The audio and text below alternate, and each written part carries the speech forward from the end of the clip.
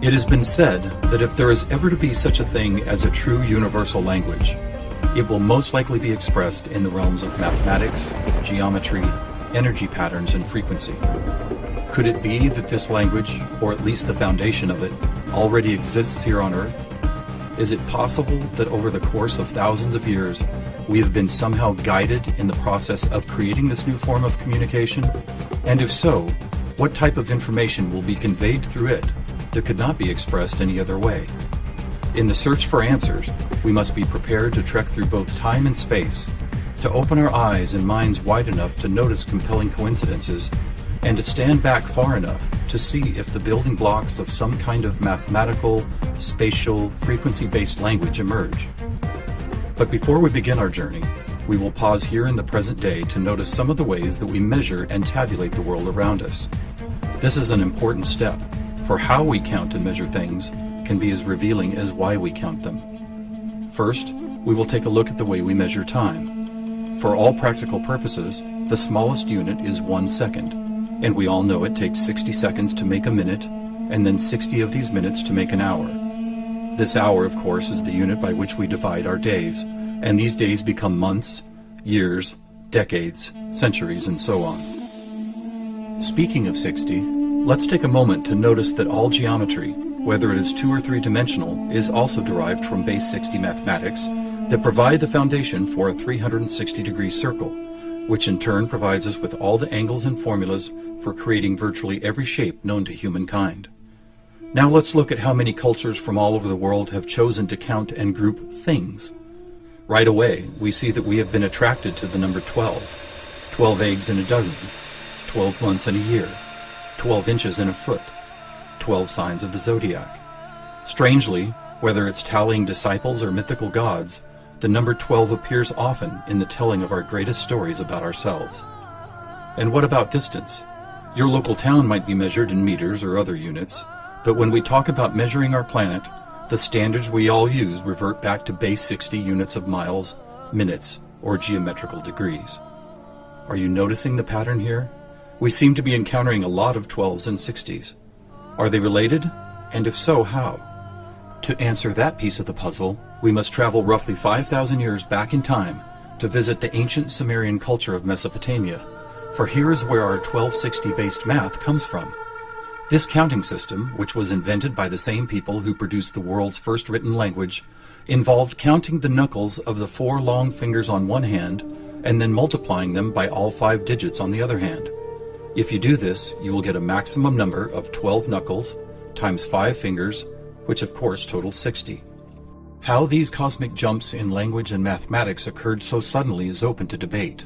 But it is interesting to note that the ancient Sumerians themselves wrote about being given this information by sky god visitors they called the Anunnaki. Who and what the Anunnaki were is a hotly contested subject, but one thing that cannot be denied is the fact that over 5,000 years ago, a mathematical system was born that incredibly still serves us today. So now that we have our various units of measurement, all based on the Sumerian 1260 counting system, let's jump forward to a few pivotal moments in history and see what other numbers, patterns, and synchronicities appear. In the 6th century BC, on the Greek island of Samos, the famed mathematician Pythagoras led a school of thought that married philosophy, mathematics, music, and of course geometry. And while Pythagoras did not discover advanced geometry, he did apply it in new ways, especially to music. For instance, he noticed that when a tauten string was plucked, it would create a tone. And when that string was divided in half, it would make the same tone only twice as high in pitch. Pythagoras then came up with numerical ratios based on harmonic fifths, and this led to the creation of the musical scale found at the root of most modern music. It is important to note that according to Pythagoras, all musical notes were found by using mathematics, and as such were given number values according to their placement in a kind of master grid. For instance, by using fifths beginning from note number 1, he was eventually guided to note 27. And to find the same note twice as high in pitch, he simply kept doubling it to 54, 108, 216, 432, and so on up the scale. If you've ever heard of Pythagorean tuning, you know that the number 432 is quite important. To Pythagoras himself, it probably wouldn't have stood out more than any other in his numerical grid. But in our quest to find a universal language based on mathematics and frequency, this particular note represents a significant piece of coincidental evidence. You see, many ancient musical instruments, from Tibetan bowls to Native American flutes, happen to produce the same tone, a tone that vibrates at 432 cycles per second. That's compelling, but even more intriguing is the fact that Pythagoras was not calculating vibration cycles to find tone 432. It just happens to be the same number. What's more, for decades, most modern musical instruments were also tuned to this same fourth octave A, with a value of 432 cycles. How could this be? Who chose this particular note as the keystone for instrument tuning, and more importantly, why? Here is where a deeper mystery begins to emerge, and to explore it we will need to go back to Pythagoras' other passion, geometry. It is not an exaggeration to say that to Pythagoras and his disciples, geometry and math held a key to the nature of all life everywhere, and maybe it does. Let's look at the first four geometric shapes, the circle, triangle, square, and pentagon. In each of them are angles of degrees that, when added together, always total a specific number relative to that particular shape. For instance, if we take a triangle, the sum total of all three interior angles is always 180. For both the square and circle, it is 360. For a pentagon, it is 540. Now at this moment, let's step back and look at these numbers in a different way, as there seems to be something about them that reaches beyond a simple sum of angles. Did you notice that they happen to be in the same numerical neighborhood as tone 432? What's more, they all add up to 9, just like 432. As an experiment, let's take a look at the numbers found in basic geometric shapes, then apply those numbers as vibration cycles to hear the tones they produce. First, let's listen to what the 180 total degrees contained in a triangle sound like.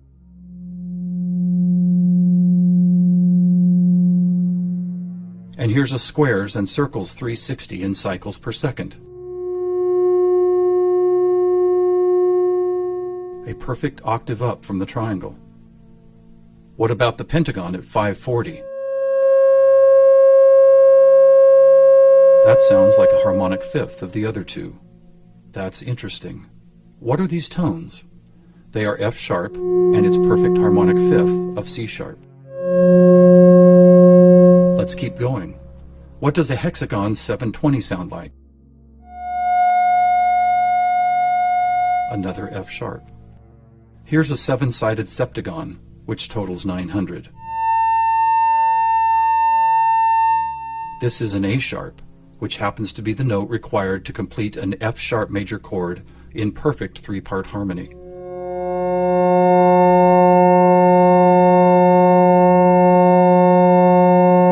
And finally the octagon, where we get 1080, another C sharp. Suddenly, geometry is expressed by tones, and these tones just happen to create the most beautiful form of music, a perfect three-part major chord in the key of F sharp.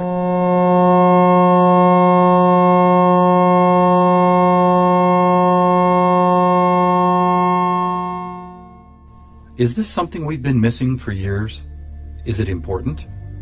To the famous philosopher and mathematician Plato, the answer would have been a resounding yes, for it is Plato who advanced the study of two-dimensional geometry into three-dimensional geometry, and who began to recognize that nature, whether expressed as a tone, the petal design of a flower, or the spiraling design of a seashell, seemed to follow a 3D mathematical pattern. In fact, it became an obsession of Plato to try and find the simplest three-dimensional geometric shapes, and his quest ultimately revealed what we now call the Platonic solids. In essence, these forms represent the most elemental construction blocks found both in human-made and natural forms. So let's see if and how they fit into our geometry tone grid. First, there is the tetrahedron, or a three-sided pyramid comprised of four interlocking triangles. As we did before, let's add up all the angles found in those four triangles. The answer, 720, which we have already seen is the tone F sharp.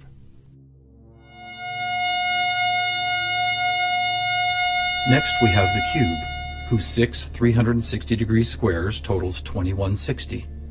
What does it sound like?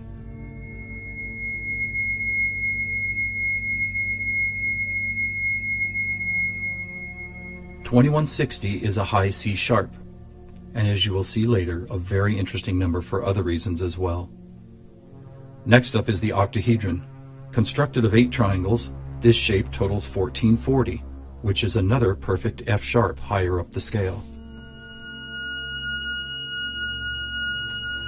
The icosahedron is made up of 20 triangles, so the total number of degrees is 3600. As a tone, 3600 vibration cycles create the A sharp needed to complete yet another F sharp major chord that sounds like this.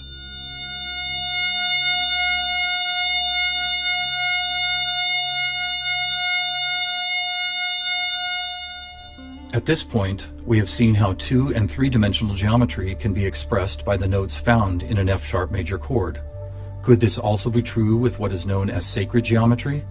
To find out, we will first need to build a design called the germ of life, which, when repeated, goes on to reveal the seed of life, then flower of life pattern found at sacred sites all over the world.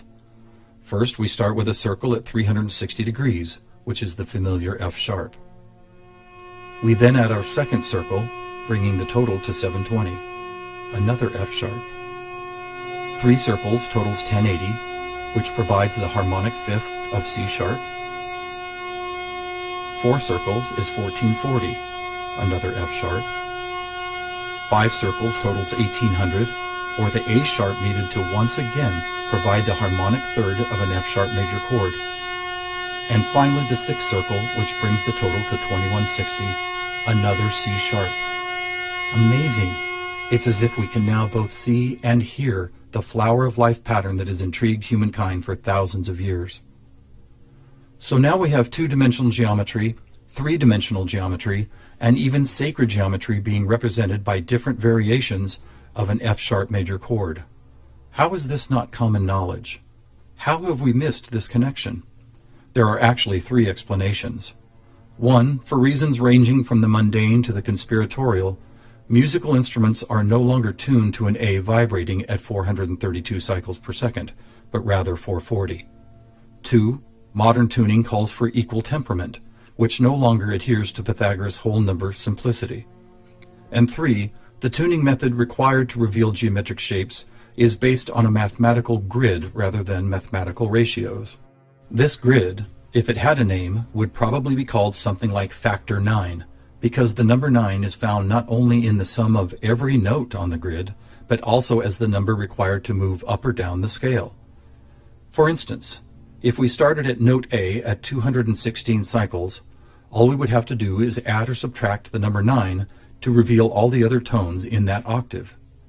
And it is here, on this incredible factor 9 grid, that we find not just some of our geometric numbers, but all of them. Conversely, modern A440 tuning reveals not one correlation to geometric numbers. Now let's go back for a moment and take a look at one of these numbers, 2160. The number expressed by both the cube and the germ of life pattern. You may have already noticed that without the 0, it is exactly half of our magic 432. That's worth noting, but what is even more intriguing is the way this number keeps showing up in other large-scale measurements. To discover one of these measurements, we will need to jump forward from Plato's time to when the Mayan civilization was flourishing. Roughly 1500 years ago, Mayan stargazers were the most accomplished astronomers the world had ever known. Their concept of cyclical time led to many incredible discoveries. The accurate length of a year, the exact dates of seasonal changes, even the moments when solar and lunar eclipses would occur. But their most amazing discovery was of something known as the precession of the equinox, which makes note of a very slow wobble of Earth's axis. Somehow aware of the fact that this wobble takes 25,920 years to complete, the Mayans called this cycle one great year, with each of its 12 great months requiring 2160 Earth years to complete. And what about this? Did you know that the diameter of our moon, when measured in miles, also happens to total? You guessed it, 2160. Lastly, watch what happens when we apply simple division to this highly synchronous number. 2160 divided by 2 is 1080, the angle sum of the octagon. By 3, 720, the total of the hexagon. By 4, 540, the pentagon. By 5, Are you ready? It's the ketone of 432. And by 6, 360, the number of both the square and circle. All F sharps and C sharps with our 432A thrown into the mix as if it were some kind of clue to solving a cosmic riddle. Maybe we should look at this number even more closely. As we've stated, our closest celestial neighbor, the Moon, is 2160 miles across, and 216 is exactly half of 432. What about the other large object in our sky? Were you aware that our Sun is 864,000 miles across? Incredibly, where the Moon's base number sequence is half of 432, the Sun's number sequence is exactly twice 432. And do you know how many seconds there are in a day? 86,400, or 43,200 for the 12 hours of day and 43,200 for the 12 hours of night. Or try this. Take the 360 degrees found in the circular shape of our Sun and Moon, and then multiply it by the 12 hours of either day or night. The answer, 4320. Or how about this? What is the only whole number that when squared comes to within 0.01% accuracy to measuring the speed of light? 432. What is going on here?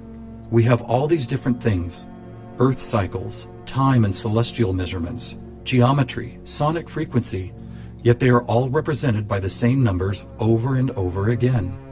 To answer that, we must search for the factor common to all of them, and that common factor is the 5,000-year-old Sumerian 1260 counting system. It is what gave us the inches to a foot, the seconds to a minute, and the 360 degrees in geometry.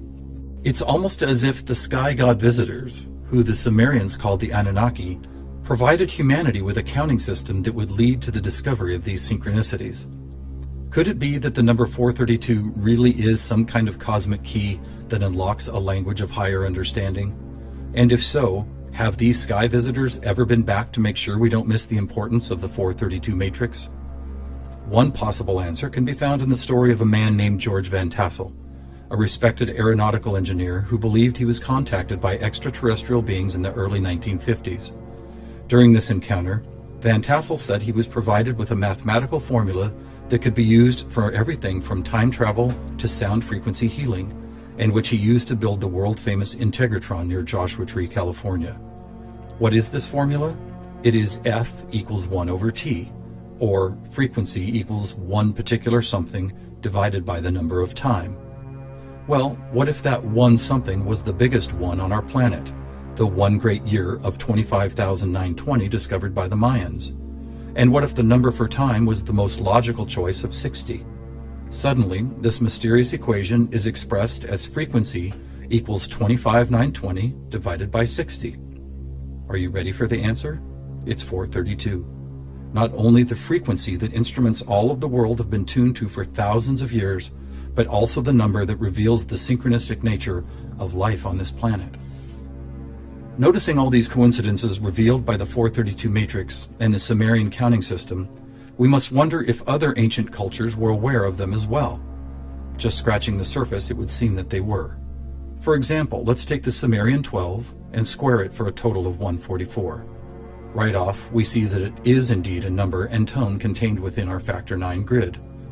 Expanding outward, we find 1440, then 144,000, which is a number that appears all over the world in the most compelling of ways. Take, for instance, the Great Pyramid of Giza. It happens to have been covered with 144,000 smooth white casing stones. To ancient Mayans, 144,000 days was the length of their 394-year Baktun, a time cycle which has just begun again. In the Bible, we read that there will be 144,000 chosen ones redeemed from the earth prior to the apocalypse. Obviously, number sequences like these have been significant to many different cultures and religious sects, and to one enigmatic group in particular, the Freemasons. Were the earliest Masons, the supposed keepers of sacred information, also aware of the factor 9 grid, the 432 key, and the number 144,000? Their infatuation with the numbers 3 and 13 might be telling. For instance, if you divide 144,000 by 432, the answer is 333.3 into infinity. Or take a look at the back of a dollar bill. That famous unfinished pyramid could be revealing some interesting clues. For instance, there are 13 steps climbing the pyramid, and 13 times 33.3 is 432.9. Even the shape of the flat-topped pyramid appears to be made as if someone had drawn 4 dots in a line, then 3 above it, then 2 above that, and then connected those dots to reveal this iconic shape. And of course, let's not forget that the square root of our all-important factor 9 grid is 3 threes. Who else knew about 432? The answer is surprising. In India, large cycles of time are called Kali Yugas, and each one is 432,000 years long. In fact, the number 432 appears so often in sacred structures and myths, from Stonehenge to the pyramids, that author Joseph Campbell could not help but see it as the most important mythological number in history. So what do we have here? What is it that's trying to be expressed by all of these coincidences? One answer is that over the course of history, we have been somehow guided toward both the subconscious creation and eventual conscious recognition of a grand pattern based on frequency, mathematics, time, space, and geometry. Quite possibly, these synchronistic numbers, shapes, and tones represent the building blocks of a language that we do not yet fully understand, but could turn out to be the most important language we will ever learn. How will we use it? Who will we be conversing with?